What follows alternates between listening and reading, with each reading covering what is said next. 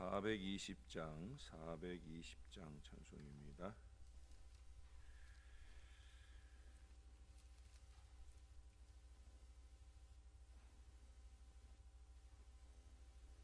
너 성결케 위해 늘 기도하며 너 주 안에 있어 늘 성경 보고 온 형제들 함께 늘 사귀면서 일하기 전마다 너 기도하라.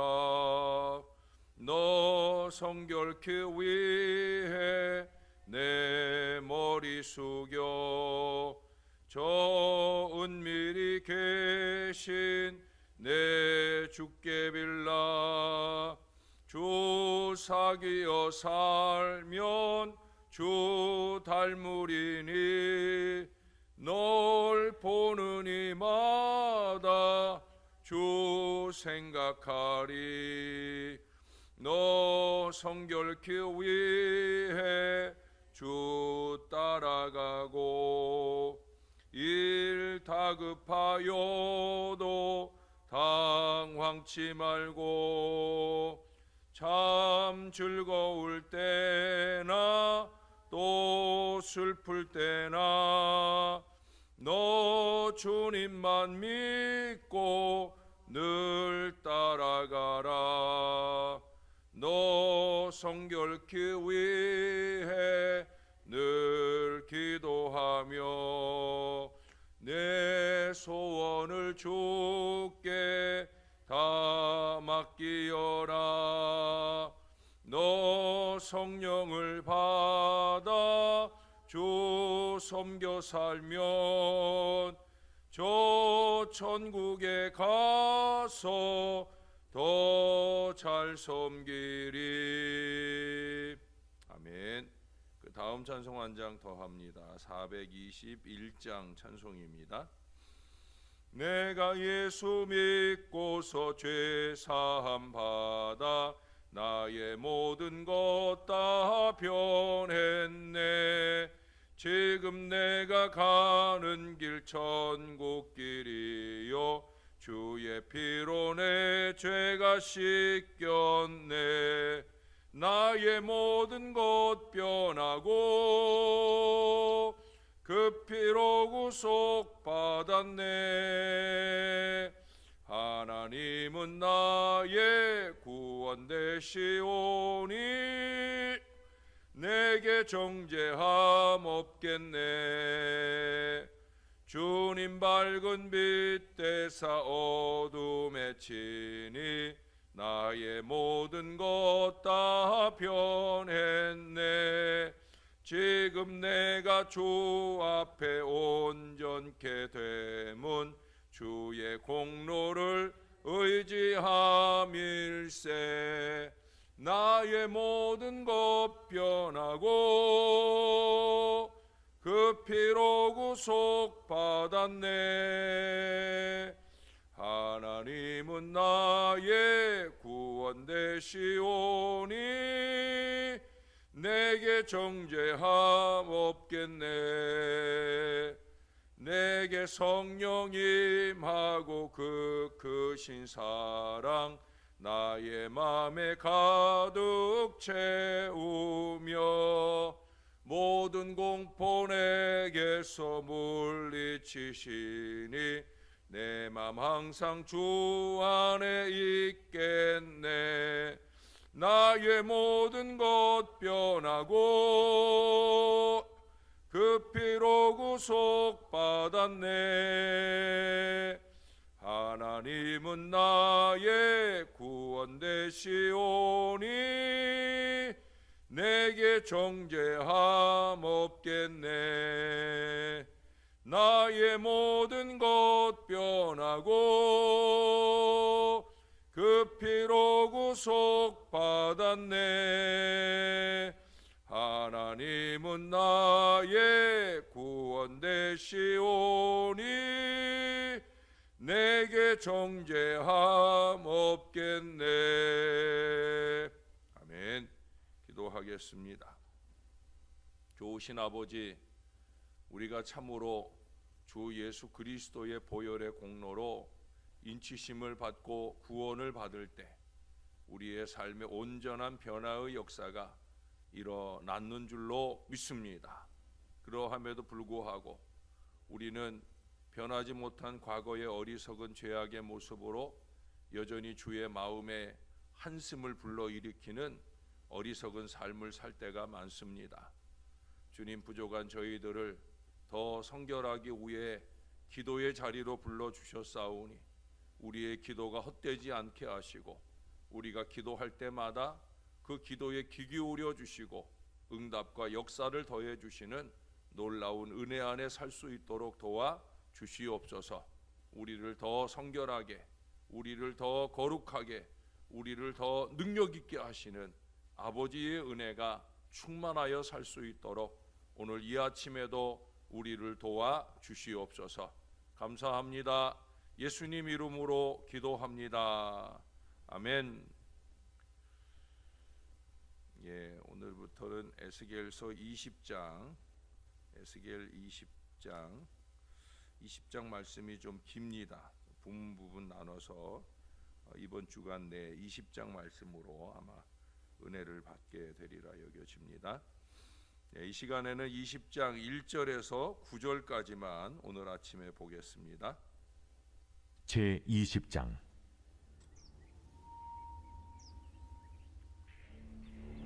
일곱째 해 다섯째 달 열째 날에 이스라엘 장로 여러 사람이 여호와께 물으려고 와서 내 앞에 앉으니 여호와의 말씀이 내게 임하여 이르시되, 인자야, 이스라엘 장로들에게 말하여 이르라. 주 여호와께서 이렇게 말씀하셨느니라. 너희가 내게 물으려고 왔느냐? 내가 나의 목숨을 걸고 맹세하거니와 너희가 내게 묻기를 내가 용납하지 아니하리라. 인자야, 네가 그들을 심판하려느냐? 네가 그들을 심판하려느냐?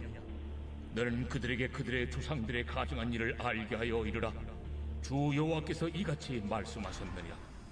옛날에 내가 이스라엘을 택하고 야곱 집의 후예를 향하여 내 손을 들어 맹세하고 애굽 땅에서 그들에게 나타나 맹세하여 이르기를 나는 여호와 너희 하나님이라 하였노라.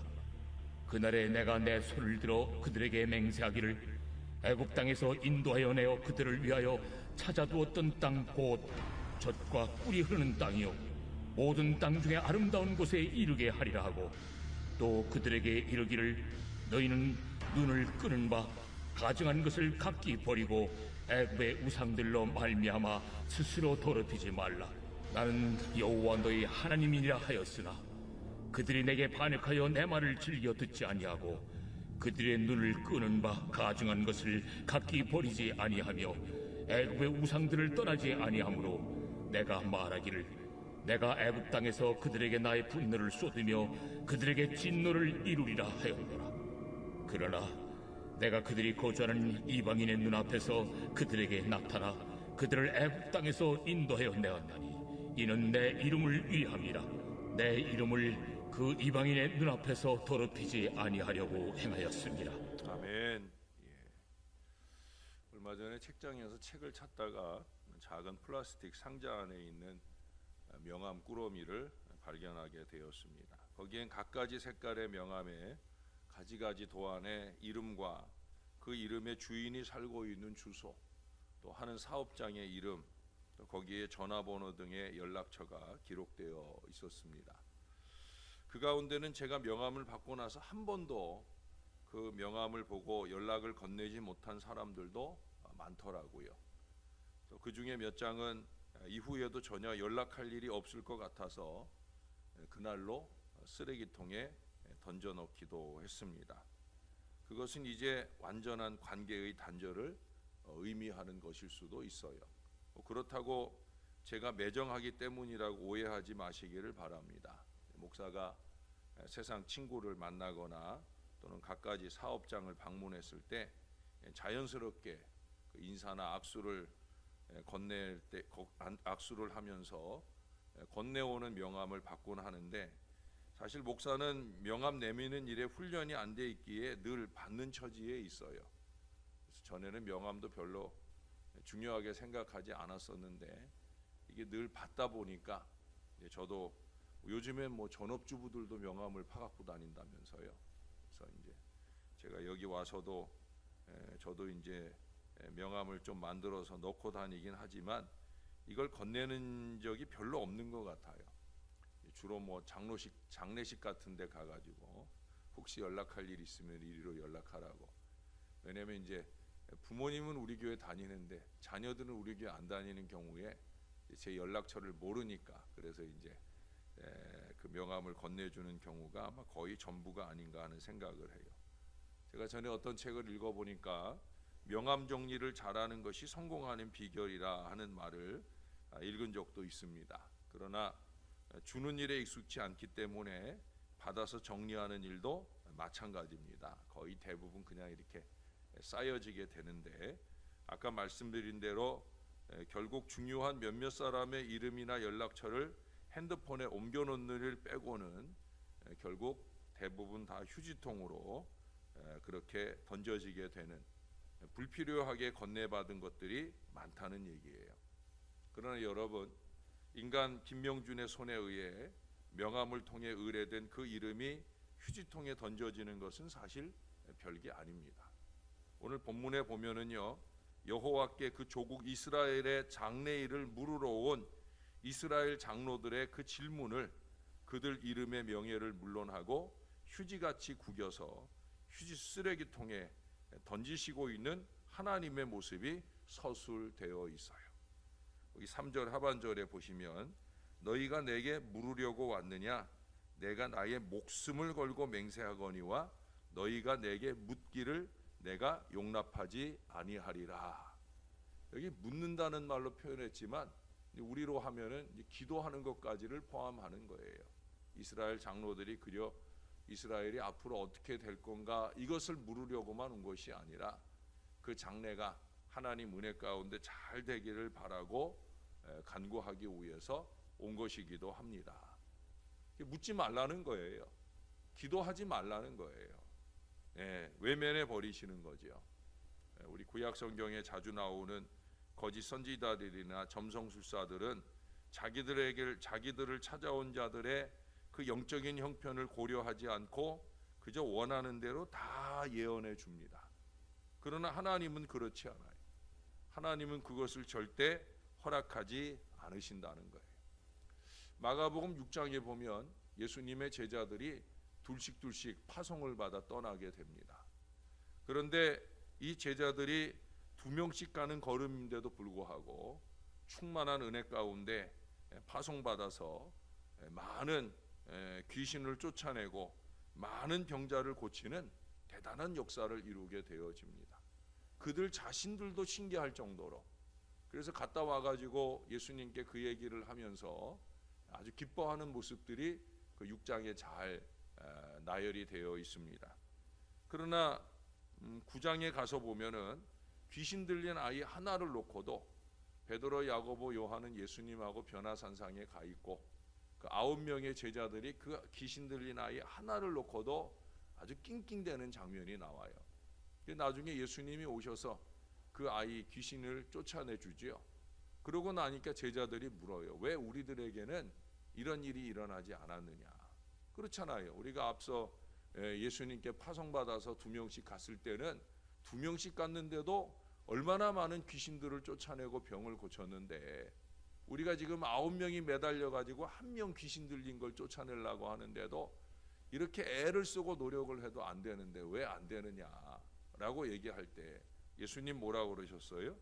기도 외에는 이런 역사가 나가지 않는다라는 얘기를 하셨어요. 기도 없으면 역사 없다는 거예요.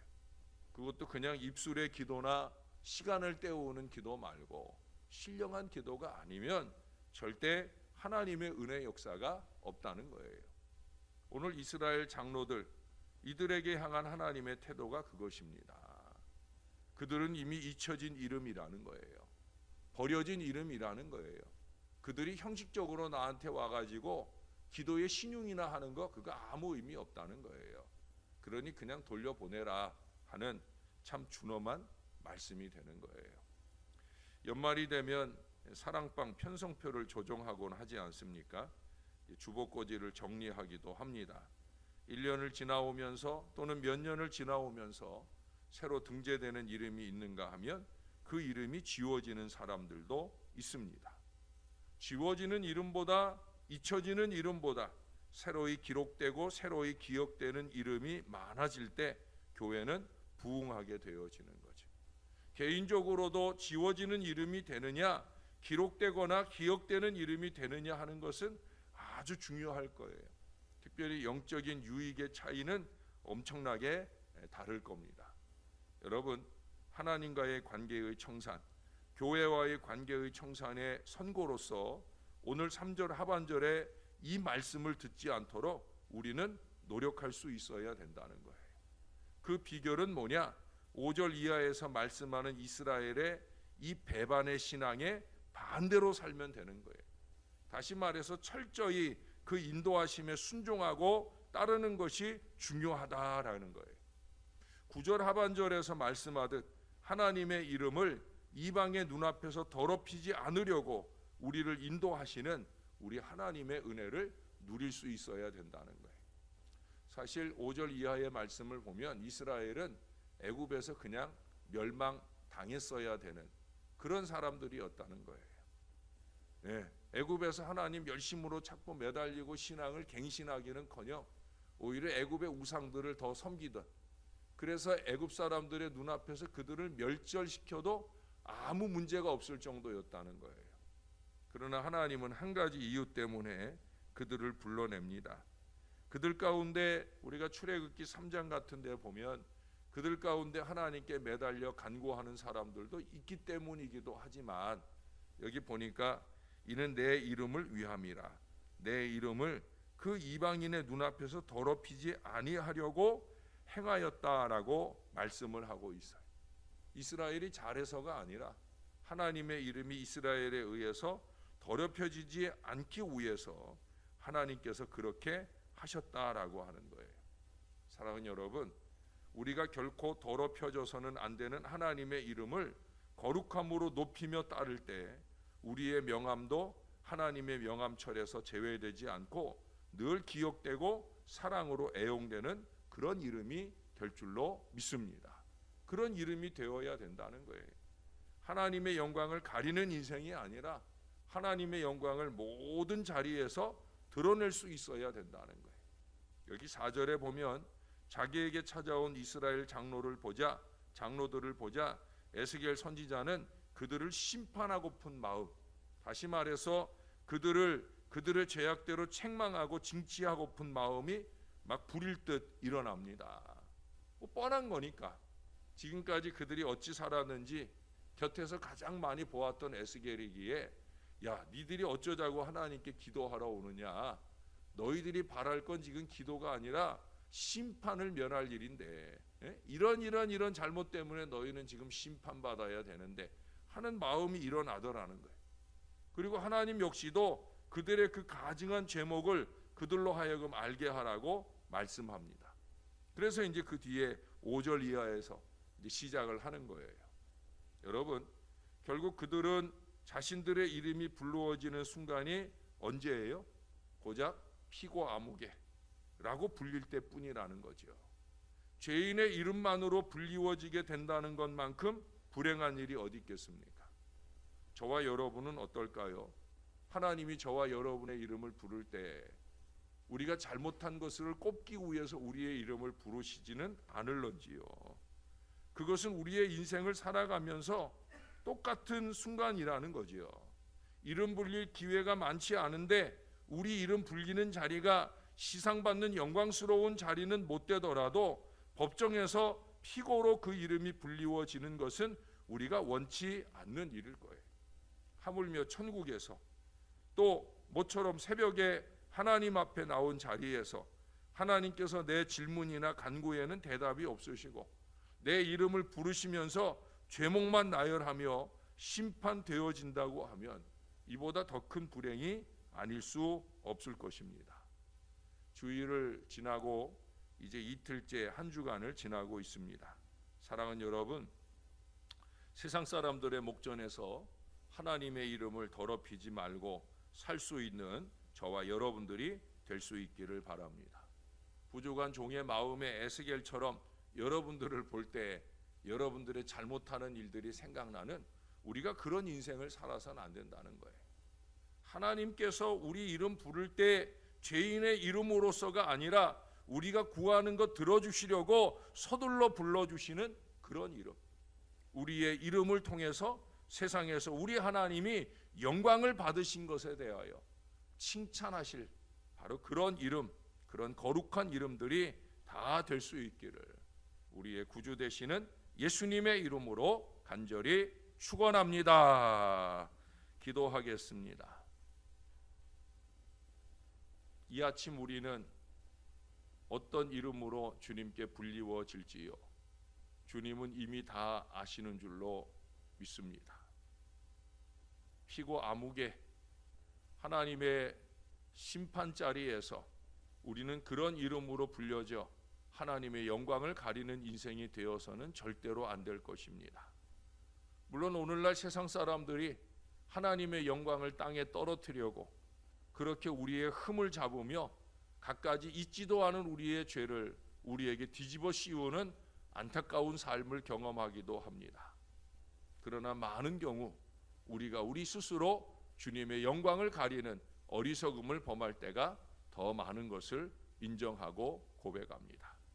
하나님, 저희를 용서해 주시고 저희가 좀 더 저희 이름이 불리워질 때 하나님의 영광이 드러나는 거룩한 믿음의 삶을 아름답게 살 수 있도록 도와 주시옵소서. 우리의 이름만 아니라 우리 교회의 이름을 사람들이 거명할 때 이 이름이 영광이 될 이름이 될 수 있도록 위하여 더욱더 열심 있게 신앙하며 살 수 있는 신령한 주의 백성들이 되게 도와 주옵소서.